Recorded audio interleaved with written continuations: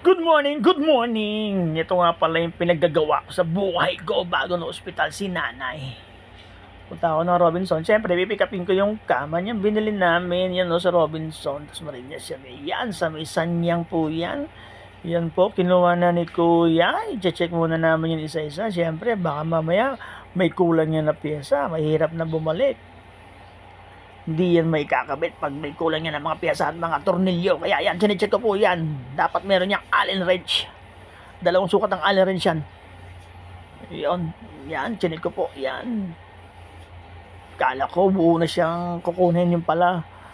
Disassemble pala yan. Ako pala mag-assemble yan. Pero kayang-kaya kong i-assemble yan. Kasi meron naman niyang manual. Ayun, linrolyo na ni Kuya yung foam. Yan, isa-isa, bali 3 yan. Yan, tinulungan ko na si Kuya kasi nahihirapan siya magdala. Kaya yun, kumuha siya ng cart. No, di na padali. Siyempre, kailangan ng cart para mabilis, malayo-layo yung hatiran niya sa akin doon sa may labas. Kasi nagbuka ko ng Lalamove. Hindi ko kayang i-jeep yan. Kung kaya ko lang i-jeep, i-jeep ko yan para makatipid ako. Pero hindi ko kaya eh. Kaya nagpatid ako kay Kuya. Yan. Nagpatid ako sa labas, dyan na lang ako nag-antay. Yun na si Kuya, dumating na yung mama driver, yan. Napakaganda ng pick up na yan, na Lalamove. Kala ko, Lalamove yung may print, hindi pala. Yan, nandun ako sa bahay, mabilis kong bumiyahe. Kaya yan, nasa bahay na ako. Chinek ko kagad yung manual para ma-assemble ko na yan at maumpisahan na. Kasi medyo hapon na at gutom na rin ako, wala pa akong kain. Kaya kailangan kong tapusin to. Kinontrato ko to kay nanay. Yeah, pipilitin ko ma-assemble to. Kahit ako lang mag-isa. Walang tagahawak. Walang taga-abot. Ako lang mag-isa talaga. Kahit mainit. Kailangan ma-assemble to.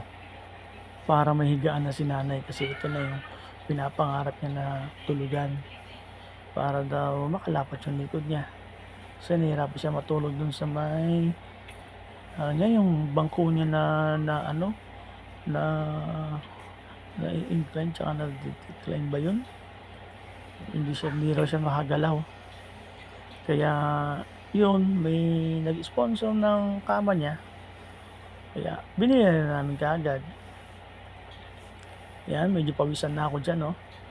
Ang hirap pala mag-assemble. Medyo nahihirapan ako dyan kasi nagkapalit-palit yung tornilyo. 3 sukat pala ng tornilyo yan. May small, may medium, tsaka may large. Yung large, doon may kakabit yan sa may ballaster na kahoy. Tapos yung medium, doon sa may brace. At saka yung mga maliliit, para doon yan sa mga brace na bilog. Mamaya ito yan. Yan yung mga brace niyan. Diyan nilalagay yung maliliit. Kaya medyo natagalan ako diyan kasi hinanap ko pa yung 4 na mahaba. Lalagay ko dun sa may sa may brace. Kaya pinagkakalas ko ulit yan. Ang hirap pa naman mag-video mag-isa tapos may ginagawa ka. Papatay-patay. Off, yan off. Tapos ayun ulit, play ulit. Pero okay lang. At least natapos ko rin yan. Matapos ko na yun, malapit na oh. Hinihipitan ko na lang yan. Kaya gusto nyo magpa-assemble,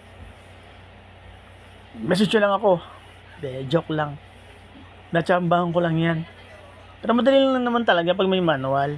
So basahin nyo lang yung mga manual, i-check nyo yung mga pyesa niya, yung mga spare parts niya kung tama bago kayo mag-umpisa. Tapos i-check nyo rin yung mga tornilyo tsaka yung mga nuts para hindi kayo magkakamali kasi mahirap magtanggal ng mga tornilyo. Hanapin mo paano malalaman na mahaba yun tsaka maigsi, nakahigpit na siya. Kaya next time ganun yung gagawin ninyo. Ayan, niimpitan ko na lang yan, malapit ako matapos nyan kasi inip na inip si nanay, gusto na rin niyang humiga. Kaya paspasan na natin yan para matapos na yan. At gutom na rin ako. Hindi pa ako nananangalian yan eh. Napakainit pa. Yan. Oh, yun. Nadali ko na yan. Ayun oh, sakto yan. Yung header niya nasa unahan. Yung header na maliit nasa paanan. Ayan, nalagay ko na yung foam. Testingin ko na yan. Yan, oh, napakatibay niyan. Pahinga muna ako. Maya na ako kain. Yeah, guys. Salamat sa inyong panonood. Please follow, like, and share. See you in my next vlog. God bless sa inyong lahat.